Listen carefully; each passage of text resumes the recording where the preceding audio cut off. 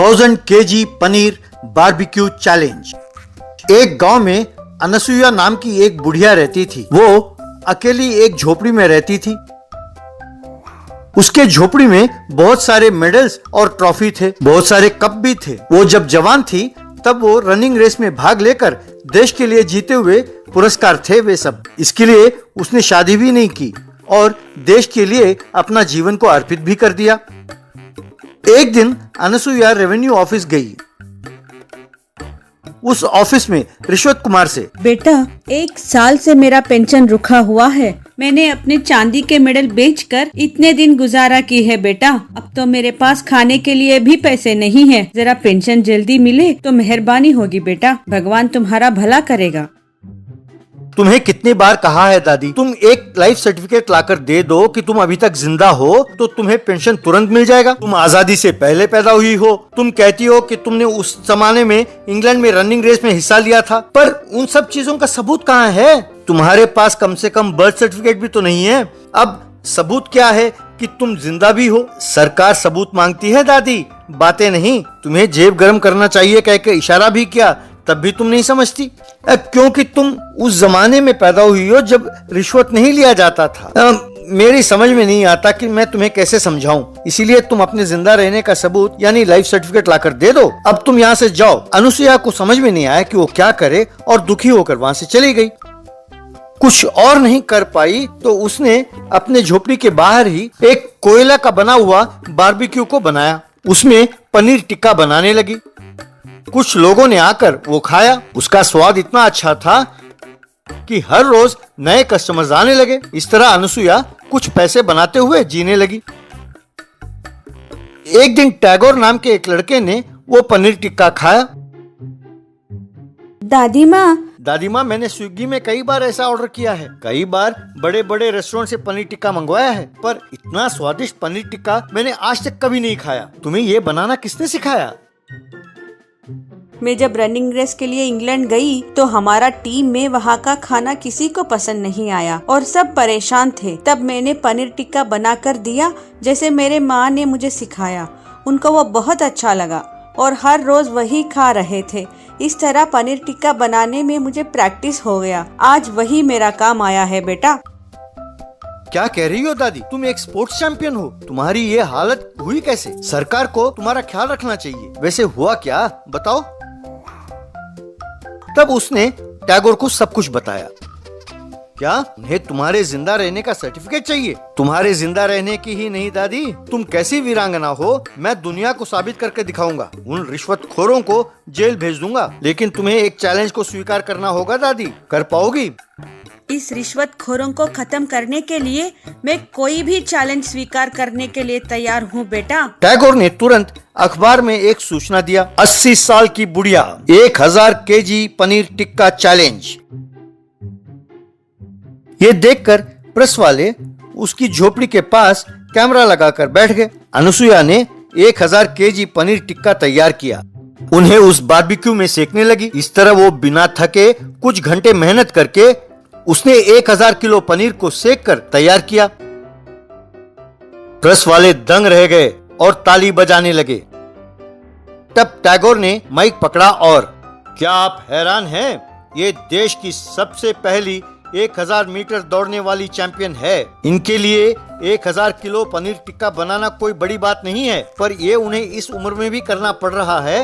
ये दुख की बात है। कुछ रिश्वतखोर अफसरों ने इनसे कहा कि ये साबित कर दें कि ये जिंदा हैं। कहते हैं कि तभी इनके पैसे इन्हें मिलेंगे, पर इन्होंने आज ये साबित कर दिया कि अब भी ये चैंपियन हैं। क्या सरकार अब इनको न्याय दिलाएगा या अब भी इन्हें दौड़ कर साबित करना होगा कि ये चैंपियन रही हैं? आप ही बताइए। ये खबर देश भर के न्यूज चैनलों में प्रकट हुई। तुरंत उस राज्य के मुख्यमंत्री अनसुईया के पास आए। उसे करोड़ रुपए का चेक दिया। उससे दिल से माफी मांगा। रिश्वत कुमार को पुलिस ने गिरफ्तार किया। अनसुईया टैगोर से, तुम छोटे हो, तुम्हें प्रणाम नहीं करनी चाहिए, इसलिए दिल से तुम्हें दुआ देती हूँ बेटा। तुम जैसों की वजह से ही समाज में समस्याएं दूर हो जाता है बेटा। I am very proud of you बेटा। टैगोर ने उसे प्रणाम किया।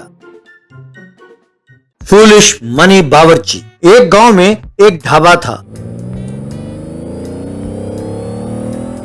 वहां मोटू नाम का बावर्ची था। वो बहुत बढ़िया बावर्ची था, पर सिवा खाना पकाने के बाकी सब मामलों में वो मूर्खता से पेश आता था। एक बार ढाबे का मालिक कहीं जाते हुए, ए मोटू, मैं किसी काम से बाहर जा रहा हूं, जरा शाम तक काउंटर को देखते रहना, यूं कहकर वो चला गया। उसके बाद आने वालों को जो भी मांगते वो उसे परोसता था। बाद में एक ग्राहक, अरे मोटू, बिरयानी बहुत कमाल का है, बोलो कितना बिल हुआ, पैसे देता हूँ। मोटू काउंटर को देखते हुए, सेठ ने काउंटर को देखने को कहा है, वो मुझे दिखाई दे रहा है, बिल कुछ नहीं, तुम जाओ, मुझे डिस्टर्ब ना करो, कहकर काउंटर को देखने लगा। वो आदमी खुश होकर वहां से चला गया। शाम को लौटकर जब सेठ को गले में पैसे नहीं दिखाई दिए, क्यों भाई, पैसे क्यों नहीं है गले में, कोई आया नहीं क्या? क्यों नहीं आए? हर दिन से ज्यादा लोग आए थे आज, वो सब बिल कितना हुआ कहकर पूछ रहे थे, पर मैं काउंटर को देखता रहा और उन्हें कह दिया कि मुझे डिस्टर्ब ना करें, ध्यान से देखिए काउंटर को, आप जैसा छोड़कर गए थे काउंटर वैसा ही है ना। ये सुनकर सेठ को बहुत गुस्सा आया और इसे 4 चांटे मारकर, धत, तुझे काउंटर सौंप कर जाना ही मेरी मूर्खता है, अगर 1 मिनट भी और यहाँ दिखाई दिए तो तुम्हें मार डालूंगा, दफा हो जाओ यहाँ से। मोटू समझ नहीं पाया कि क्या हुआ और वो वहां से चला गया। उस गांव के पास वाली पहाड़ियों की गुफा में एक डाकुओं की टोली थी। वे घोड़ों पर जाकर ट्रेन को लूटते थे। इसी तरह सड़क पर रोड़े डालकर बसों को लूटते थे, बैंक को भी लूटते थे। उन्हें कैसे पकड़े ये ना जान पाकर पुलिस परेशान थी। लूटे हुए माल को वे गुफा में ही छिपाते थे।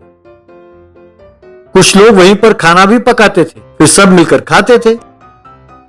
एक दिन उन्होंने खूब सारा पैसा लूटा और उसे लाकर गुफा में रखा। उनका सरदार था बब्बर सिंह। अब अपने पास 100 करोड़ रुपए जमा हो गए हैं, हम पर पुलिस की निगाहें भी हैं, इसीलिए कुछ दिनों के लिए डकैती बंद कर देते हैं। इन पैसों को किसी तरह शहर भेजकर इसे व्हाइट मनी में बदलने का प्लान है मेरे पास। इस खुशी के मौके पर एकदम बढ़िया चिकन बिरयानी पकाओ भाई, खाते हैं। ये सुनकर सब खुश होकर हे हे कहकर चिल्लाने लगे। बाद में बिरयानी खाकर बब्बर, धैत, ये बिरयानी किसने बनाया, ना बेकार बनाया, लानत है, करोड़ों रुपए कमाने के बावजूद अच्छा खाना नसीब नहीं होता है। कोई अच्छा बावर्ची हो तो उसे पकड़ कर लाओ, से पकवाते हैं, कहकर आदेश दिया। अगले दिन डाकू मोटू को पकड़कर वहां लाए। सरदार, गांव में ये चर्चा है कि ये खूब बढ़िया खाना पकाता है, ऊपर से ये नौकरी की तलाश में है, इसीलिए इसे यहाँ पकड़ कर लाए हैं। नमस्ते सरदार, मुझे महीने का 10,000 दें, आप जो भी कहेंगे एकदम बढ़िया बना कर दूंगा। अब पर मुझे कोई भी काम बताओ तो एकदम साफ साफ बताना होगा, वरना बाद में मुझे कुछ न कहना, क्योंकि मैं जिम्मेदार नहीं रहूंगा। इस तरह वो वहाँ खाना बनाने लगा। उसे खाकर सब डाकू, अरे सुपर सुपर, खूब है, कहकर खुश हुए। एक बार बहुत भारी तूफान आया और गुफा के बाहर रखे लकड़ी गीली हो गई। अगले दिन मोटू, सरदार आज क्या पकाऊं? एकदम बढ़िया मटन कीमा बनाओ, वो खाने का दिल है, एकदम जायकेदार होना चाहिए। तब एक और डाकू, मुझे चिकन करी चाहिए, अच्छा पकाना, मुझे मटन बिरयानी चाहिए। यूं सब एक एक आइटम बताने लगे। बाद में मोटू गीली लकड़ियों से चूल्हा जलाने की कोशिश करने लगा। बहुत कोशिश करने पर भी जब चूल्हा नहीं जला तो वो जोर से, सरदार लकड़ी गीली है और जल नहीं रही है, समझ में नहीं आता कि मैं खाना कैसे पकाऊं। गुफा के बाहर से बब्बर, अरे वहाँ जो भी जलनशील वस्तु दिखाई दे उसे जलाकर खाना बनाओ, मुझे बार बार यूं परेशान ना करो, बहुत भूख लगी है। यूं मोटू वहां पड़े नोटों की गड्डियों को चूल्हे में डालकर जलाने लगा। फिर उन सब की फरमाइश वाले व्यंजन बनाने लगा। उस खाने को खाकर डाकू बहुत खुश हुए। फिर अंदर जाकर देखा तो पैसे दिखाई नहीं दिए तो वे चौंक गए। क्यों सरदार, आप हैरान हो कि पैसे कहाँ गए? आपने कहा था ना कि कोई भी जलनशील वस्तु हो उसे जलाकर खाना बनाओ, तो मुझे ये नोट के गड्डियां दिखाई दी तो उन्हें जलाकर मैंने खाना बनाया।